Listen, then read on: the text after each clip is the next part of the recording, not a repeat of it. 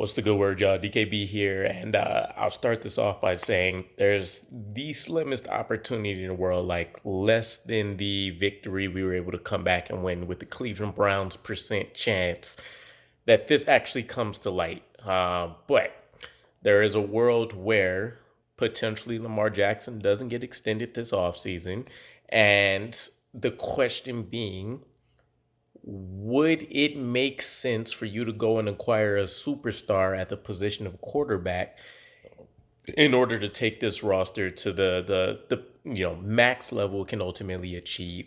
And there's a couple thoughts for it, a couple thoughts against it. I just thought it'd kind of be an interesting exercise, especially since a lot of people are either 100% in or Zach Wilson, or they think he's absolute garbage. There's not really any in between whatsoever. So when you take a look at the Zach Wilson situation, and keep in mind, here's the ultimate goal for kind of what this situation is, what this situation encompasses, right? When you think about playoff opportunities and getting to the Super Bowl, which achieving the Super Bowl is the ultimate goal. It's not the fact that you've gotten to the playoffs. There's the AFC side of things, the NFC side. The AFC right now, things essentially run through Patrick Mahomes. It runs through Josh Allen. We like to be that next team, but when we're talking strictly quarterbacks, it's those two sitting at the top of the perch. In the NFC, it really looks like right now Jalen Hurts and then maybe like Dak Prescott. It's not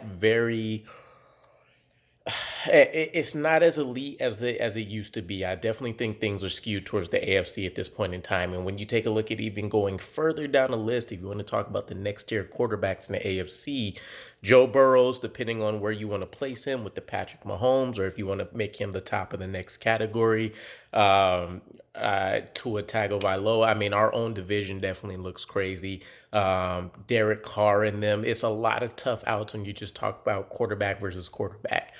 Zach Wilson right now, he's essentially a game manager, and people think it's a little bit of a stretch to even call it that based on what he's being asked to do and kind of how he's performed, but it is what it is.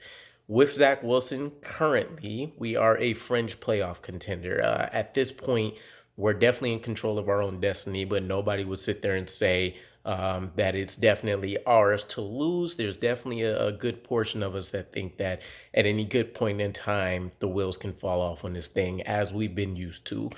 We're also talking about our franchise quarterback, if you feel about him that way, being injury prone. We've seen him miss multiple games over his first two seasons. He also has the injury history in BYU and having to miss multiple time there over the course of 3 seasons. So we haven't even gotten a full slate of games from him to feel comfortable. We're also talking about wildly inefficient in terms of performances that he's done. His best games to date have been 2021, the Buccaneers game versus Tom Brady. We're talking the Steelers comeback, not even a full 16 games in 2022. And potentially, I want to say maybe the Buffalo Bills game, just based on the fact that he was coming off a very rough outing with the Patriots. But all in all, there hasn't been consistent flashes of dominance. At this point, we're just asking for him not to turn the ball over multiple times, allow the defense to, obliterate offenses and manipulate them at will, and then allow our rushing game and a few timely big plays potentially from Zach Wilson. Otherwise, just consistently trying to turn the chains in order to power our victories. We're also talking about the fact that he's on a rookie contract. We know for a fact he's not going to be making a ridiculous amount of money right off the jump. And so having that luxury to be able to build all of these additional pieces, both starter level talent and depth pieces behind him, makes the most efficient roster possible for us. With Lamar Jackson, though, there's a lot that comes with it. So keep in mind, most recently for him in this offseason, he turned down a $250 million offer. So when we're talking contracts, that's essentially, it's no longer even the starting point, right? And apparently that got declined based off a low guarantee amount that was provided with it. So it looks like maybe if they were willing to shift that number up, which I don't know what it was, but maybe they could have got a deal done. But we're still talking about half of what Patrick Mahomes himself had ended up earning. Now, with him having another great season on his resume, we're talking about him potentially being in the 300 million plus category. So automatically, that's going to strip a lot of the additional resources that we would have, assuming this would be a legitimate signing we could go for during the offseason. He's managing himself, which is another additional layer in the hurdle of trying to discuss contracts with them. Obviously, a lot of these guys have like advisory teams and things like that behind them, but when it comes to going to the table, putting pen to paper and everything is going to be his name. Accolades. The guy has all the accolades. Former MVP. This season alone, he ends up hitting a huge mile mark, and the only one in history at this point to do this. 100 touchdowns and 4,000 rushing yards at least within the first 5 years of playing in the league. Absolutely crazy. For everybody that mentions how much he may struggle as a passer, as opposed to being able to run the football, well, there you go. He's definitely getting the points on the board. Huge playmaker, again, through the air, on the ground. He just has a lot of opportunity to make things happen for himself. And one of the things I highlight this the most for me is Peyton Manning recently breaking down, and I don't remember which game this was, but I want to say it was in the last 3 weeks. There was a play where he just kind of did a subtle shift. He didn't really have his feet set or nothing, and he launched the dart like 15 yards downfield, which doesn't sound crazy, but as Peyton Manning breaks down, very hard to do. And Peyton Manning's a huge fan. He calls him, different. Even goes as far to tell rookies and people that are coming up not to try to imitate what Lamar Jackson's doing, because he's definitely different. The man's in a category essentially of his own when we're talking about modern day quarterbacks, which is even much more of a kudos for him. And then along with the rest of the contract struggles, you also got to keep in mind his number can continue to rise depending on what happens with Justin Herbert, depending on what happens with Joe Burrow. So there's a lot to it. But personally, when we frame it around the question of can we beat a Patrick Mahomes and a Josh Allen and a Jalen Hurts with Zach Wilson, I would say no. If it was straight up no, but this is the reason why there's a team sport. If we continue to have a strong defense like we have, we've already shown that we can beat Josh Allen.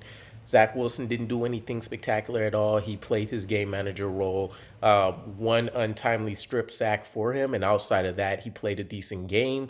Was able to get a touchdown off of a screen pass to James Robinson.